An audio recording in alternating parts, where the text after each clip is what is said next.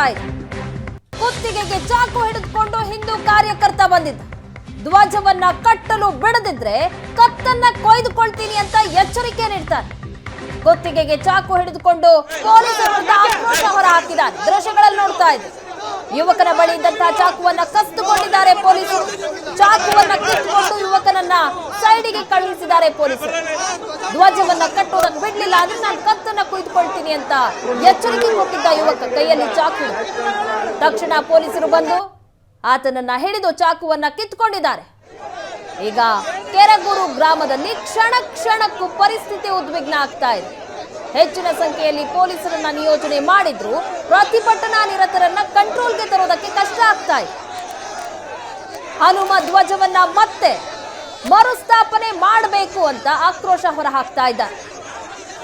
ದೃಶ್ಯಗಳಲ್ಲಿ ನೋಡ್ತಾ ಇದ್ದೀರಾ, ವಾಗ್ವಾದ ಪೊಲೀಸರು ಮತ್ತೆ ಪ್ರತಿಭಟನಾಕಾರರ ಮಧ್ಯೆ ತಳ್ಳಾಟ ನೂಕಾಟ ಆಗ್ತಾ ಇದೆ. ಧ್ವಜವನ್ನ ಕಟ್ಟಲೇಬೇಕು ಅಂತ ಗ್ರಾಮಸ್ಥರು ಮುಂದಾಗಿದ್ದಾರೆ.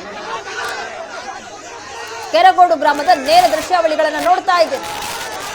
ಆ ಧ್ವಜ ಸ್ತಂಭ ಏನಿದೆ ಅದರಲ್ಲಿ ಏಣಿ ಇಟ್ಟಿದ್ದಾರೆ. ಆ ಏಣಿ ಹತ್ತಿ ಧ್ವಜವನ್ನ ಕಟ್ಟೋದಕ್ಕೆ ಪ್ರಯತ್ನ ಪಡ್ತಾ ಇದ್ದಾರೆ. ಅವರನ್ನ ಕಂಟ್ರೋಲ್ಗೆ ತರೋದಕ್ಕೆ ಅಲ್ಲಿ ಪೊಲೀಸರು ಹರಸಾಹಸ ಪಡ್ತಾ ಇದ್ದಾರೆ. ಕೆರಗೋಡು ಹನುಮ ಧ್ವಜ ತೆರವು ಏನ್ ಮಾಡಿದ್ರು, ಹೀಗಾಗಿ ಪ್ರತಿಭಟನೆ ಮತ್ತಷ್ಟು ತೀವ್ರ ಆಗ್ತಾ ಇದೆ. ಮತ್ತೆ ಧ್ವಜವನ್ನ ಮರುಸ್ಥಾಪನೆ ಮಾಡಬೇಕು, ಇದು ಗ್ರಾಮಸ್ಥರ ಆಗ್ರಹ. ಇದೇ ಸಂದರ್ಭದಲ್ಲಿ ಒಬ್ಬ ಯುವಕ ಕುತ್ತಿಗೆಗೆ ಚಾಕ್ ಹಿಡಿದುಕೊಂಡು ಧ್ವಜವನ್ನ ಕಟ್ಟೋದಕ್ಕೆ ಬಿಡ್ಲಿಲ್ಲ ಅಂದ್ರೆ ನಾನು ಕುತ್ತಿಗೆ ಕುಯ್ದುಕೊಳ್ತೀನಿ ಅಂತ ಎಚ್ಚರಿಕೆ ಕೊಟ್ಟಿದ್ದ. ಹೀಗಾಗಿ ತಕ್ಷಣ ಆತನನ್ನ ಹಿಡಿದು ಪೊಲೀಸರು ಚಾಕುವನ್ನ ಕಿತ್ಕೊಂಡಿದ್ದಾರೆ. ಆತನನ್ನು ಸೈಡಿಗೆ ಕಳಿಸಿದ್ದಾರೆ. ಈ ಬಗ್ಗೆ ಹೆಚ್ಚಿನ ಡೀಟೇಲ್ಸ್ ಕೊಡ್ತಾರೆ ನಮ್ಮ ಪ್ರತಿನಿಧಿ ನಂದನ್. ಕ್ಷಣ ಕ್ಷಣಕ್ಕೂ ಉದ್ವಿಗ್ನ ಆಗ್ತಾ ಇದೆ ಪರಿಸ್ಥಿತಿ ಕೆರಗೋಡಿನಲ್ಲಿ. ಸದ್ಯದ ವಾತಾವರಣ ಹೇಗಿದೆ ಅಲ್ಲಿ? ಪ್ರಗತಿ ಹೋರಾಟದ ಕಿಚ್ಚು ಕ್ಷಣದಿಂದ ಕ್ಷಣಕ್ಕೆ ಕೆರಗೋಡು ಗ್ರಾಮದಲ್ಲಿ ಜಾಸ್ತಿ ಆಗ್ತಾ ಇದೆ. ಹನುಮ ಧ್ವಜ ತೆರವು ವಿಚಾರವಾಗಿ ಕೆರಗೋಡು ಗ್ರಾಮಸ್ಥರು ಸೇರಿದಂತೆ ಸುತ್ತಮುತ್ತಲ ಗ್ರಾಮಗಳಿಂದಲೂ ಕೂಡ ಹಿಂದೂ ಕಾರ್ಯಕರ್ತರು ಪ್ರತಿಭಟನೆಯಲ್ಲಿ ಭಾಗಿಯಾಗಿರ್ತಕ್ಕಂಥದ್ದು. ಎಲ್ಲರೂ ಕೂಡ ಒಂದೆಡೆ ಜಮಾಯಿಸಿ ಸರ್ಕಾರದ ವಿರುದ್ಧ, ಕಾಂಗ್ರೆಸ್ ಶಾಸಕರು ಸಚಿವರ ವಿರುದ್ಧ ಧಿಕ್ಕಾರ ಘೋಷಣೆಗಳ ಕೂಗಿ ತಮ್ಮ ಆಕ್ರೋಶವನ್ನ ವ್ಯಕ್ತಪಡಿಸ್ತಾ ಇರ್ತಕ್ಕಂಥದ್ದು.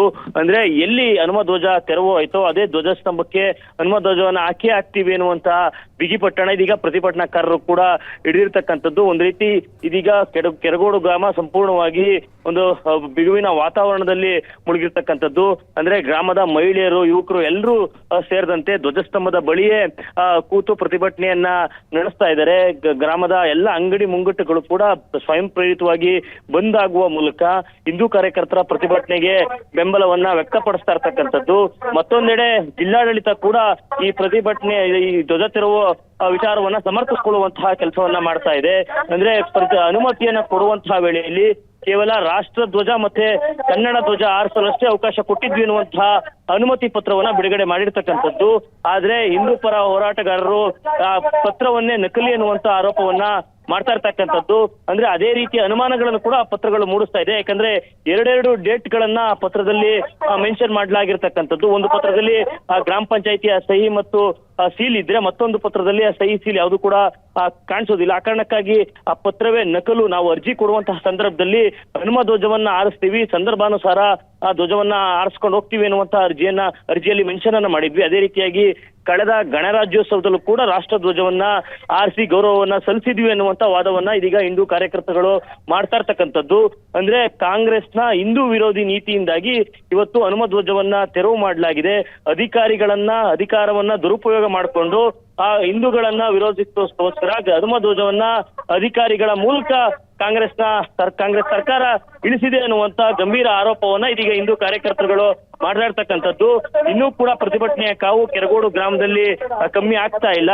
ಬೆಳಗಿನಿಂದಲೂ ಕೂಡ ಬರೀ ಗ್ರಾಮಸ್ಥರೇ ಸೇರಿದಂತೆ ಒಂದಷ್ಟು ಹಿಂದೂ ಸಂಘಟನೆಗಳ ಸದಸ್ಯರು ಪ್ರತಿಭಟನೆಯಲ್ಲಿ ಭಾಗಿಯಾಗ್ತಾ ಇದ್ರು.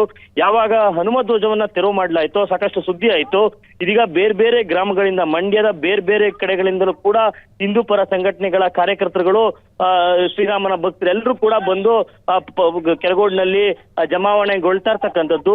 ಅಂದ್ರೆ ಪ್ರತಿ ಕ್ಷಣಕ್ಕೂ ಕೂಡ ಆ ಪ್ರತಿಭಟನಾಕಾರರ ಸಂಖ್ಯೆ ಜಾಸ್ತಿ ಆಗ್ತಾ ಇದೆ. ಇನ್ನೇನು ಕೆಲವೇ ಕ್ಷಣಗಳಲ್ಲಿ ಬಿಜೆಪಿಯ ನಿಯೋಗ ಕೂಡ ಈ ಕೆರಗೋಡು ಗ್ರಾಮಕ್ಕೆ ಭೇಟಿಯನ್ನ ಕೊಟ್ಟುವಂಥದ್ದು.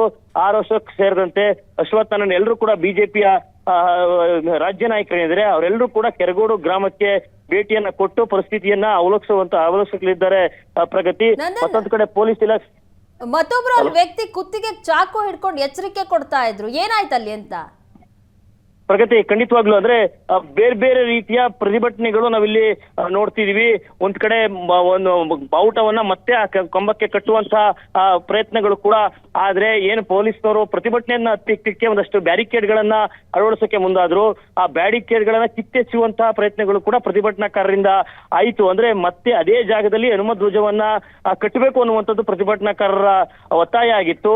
ಆ ಸಂದರ್ಭದಲ್ಲಿ ಅವರ ಪ್ರತಿಭಟನಾಕಾರ ಹಿಂದೂ ಕಾರ್ಯಕರ್ತ ಒಬ್ಬ ಚಾಕುವನ್ನ ಕುತ್ತಿಗೆಗೆ ಹಿಡಿದುಕೊಂಡು ಒಂದ್ ವೇಳೆ ನಾವು ಹನುಮ ಧ್ವಜವನ್ನ ಕಟ್ಟಲಿಕ್ಕೆ ಅವಕಾಶ ನೀಡದೇ ಇದ್ರೆ ಆ ಕುತ್ತಿಗೆಯಿಂದ ಚಾಕುವಿನಿಂದ ಕುತ್ತಿಗೆಯನ್ನು ಕುಯ್ಕೊಳ್ತೀನಿ ಅನ್ನುವಂತಹ ಆತ್ಮಹತ್ಯೆ ಬೆದರಿಕೆಯನ್ನು ಕೂಡ ಹಿಂದೂ ಕಾರ್ಯಕರ್ತ ಪೊಲೀಸರಿಗೆ ಹಾಕಿರ್ತಕ್ಕಂಥದ್ದು. ಇದೀಗ ಪರಿಸ್ಥಿತಿಯನ್ನ ಸ್ವಲ್ಪ ಮಟ್ಟಿಗೆ ಹತೋಟಿಗೆ ತರುವಲ್ಲಿ ಪೊಲೀಸರು ಕೂಡ ಯಶಸ್ವಿಯಾಗಿದ್ದಾರೆ.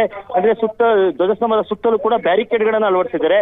ಆದ್ರೆ ಹಿಂದೂ ಕಾರ್ಯಕರ್ತರುಗಳು ಪ್ರತಿಭಟನಾಕಾರರು ಯಾರು ಕೂಡ ಧ್ವಜಸ್ತಂಭವನ್ನ ಬಿಟ್ಟು ಜಗದೆ ಅಲ್ಲೇ ನಾವು ಮತ್ತೆ ಹನುಮ ಧ್ವಜವನ್ನ ಹಾರಾಡಿಸ್ತೀವಿ ಅನ್ನುವಂತಹ ಗಟ್ಟಿ ನಿರ್ಧಾರಕ್ಕೆ ಬಂದಿರತಕ್ಕಂಥದ್ದು ಪ್ರಗತಿ. ನಂದನ್, SP ಭೇಟಿ ಕೊಟ್ಟಿದ್ದಾರೆ. SP ಅವರೇನಾದ್ರು ಪ್ರತಿಭಟನಾ ನಿರತರ ಜೊತೆ ಮಾತನಾಡಿದ್ರಾ?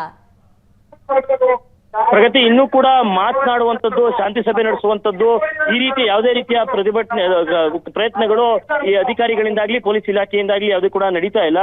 ಆದ್ರೆ ಈಗಷ್ಟೇ ಕೆಲ ಹೊತ್ತಿನ ಹಿಂದಷ್ಟೇ SP N ಯತೀಶ್ ಅವರು ಕೂಡ ಘಟನಾ ಸ್ಥಳಕ್ಕೆ ಭೇಟಿ ಕೊಟ್ಟು ಪರಿಸ್ಥಿತಿಯನ್ನ ಅವಲೋಕಿಸುವಂತಹ ಕೆಲಸಕ್ಕೆ ಮುಂದಾಗಿದ್ರು. ಅಂದ್ರೆ ಇಲ್ಲಿದ್ದಂತ ನಿಮ್ಮೆಲ್ಲ ಮಾಹಿತಿಗಾಗಿ